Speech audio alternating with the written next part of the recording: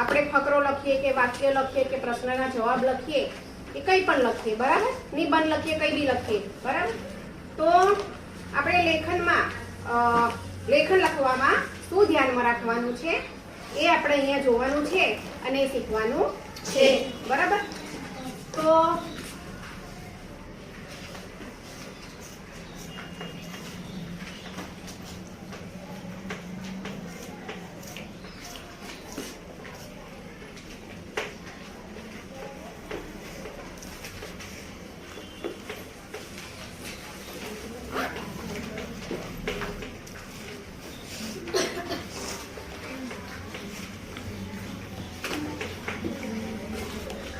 એક વાક્ય લખ્યું મેં, બરાબર. હવે હું બીજું વાક્ય લખું છું.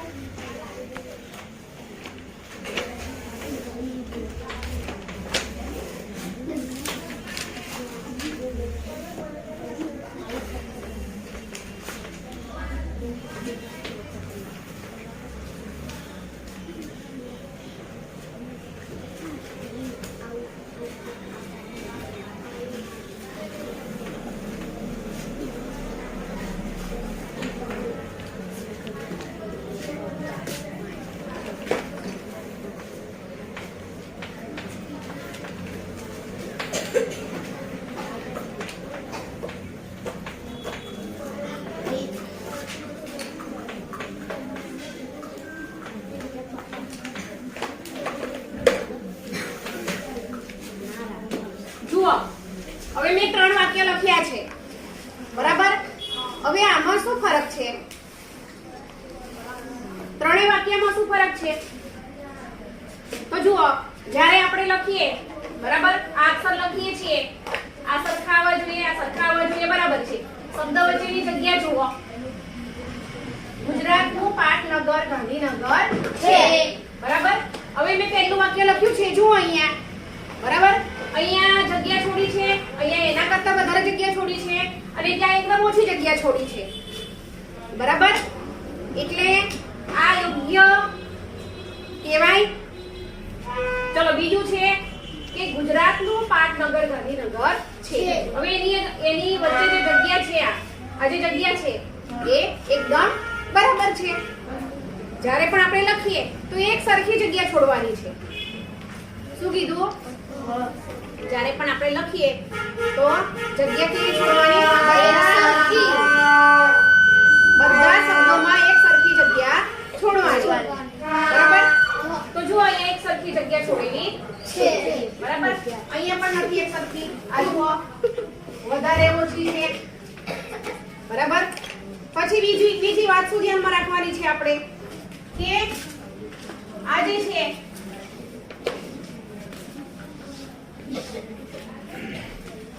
એ સરખું હોવું જોઈએ, બરાબર. તમે લખો છો અક્ષર નાના મોટી એવું લખાય નહીં. યોગ્ય લેખન કયું કહેવાય? તો આ જે અક્ષરોની સમાનતા છે, આમ પણ સરખા ને આમ પણ સરખા, બરાબર. આમ પણ સરખા ને આમ પણ સરખા.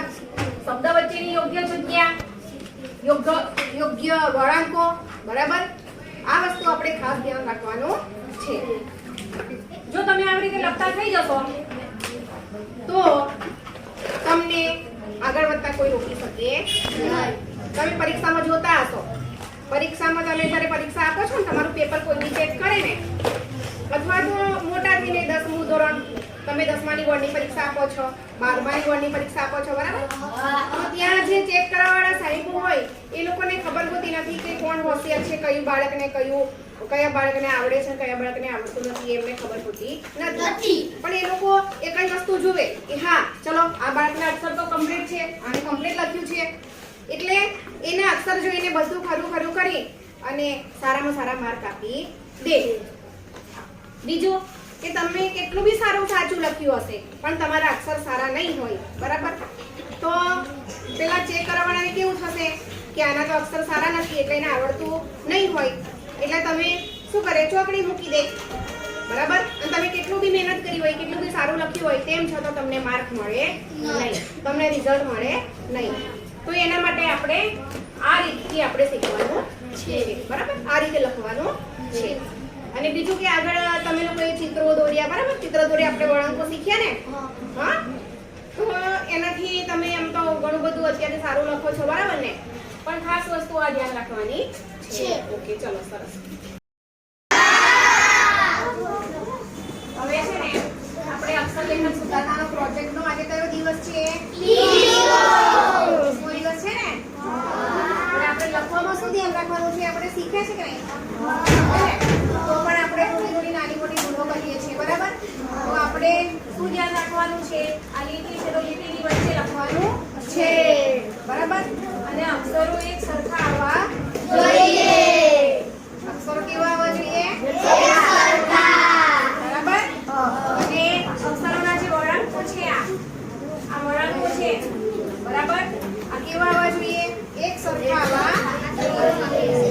વાગડા ચૂમડા અક્ષર આવવા જોઈએ નહીં, નાના મોટા પણ આવવા જોઈએ નહીં. એક સરખા અક્ષર લખવાના છે. વાક્ય પૂરું થાય તો ત્યાં શું કરવાનું?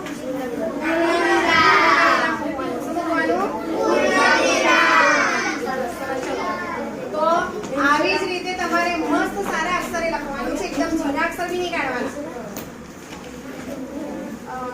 માપના મોટા અને શબ્દ વચ્ચે જગ્યા રાખીને લખવાનું છે. શબ્દ વચ્ચે શું રાખવાનું છે? જગ્યા. યોગ્ય જગ્યા, યોગ્ય અંતર રાખીને લખવાનું છે. ઓકે, ચલો લખો.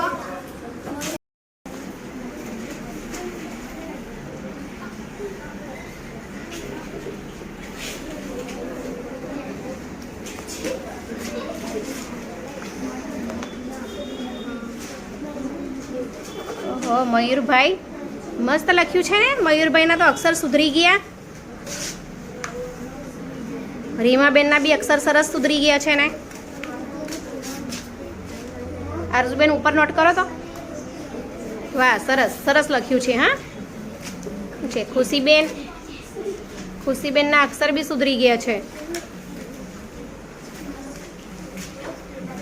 વાહ વાહ વાહ. સાજિયાબેને બી સરસ લખ્યું છે ને? કોમલબેન તમારું બતાવો. નોટ ઉપર કરો, આ બાજુ આમ કરો, આ બાજુ નોટ. હા, કોમલબેને બી સરસ લખ્યું છે ને? વાહ વાહ, સરસ સરસ. મારા બચ્ચાઓ તો બહુ મસ્ત મહેનત કરી રહ્યા છે ને? મધુબેને બી સરસ લખ્યું છે. પાછળ લખે છે હજુ.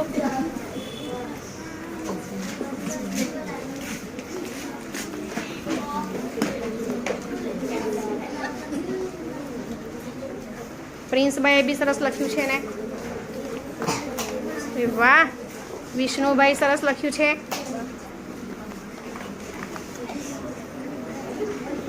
નોટ સરખી પકડવાની બેટા.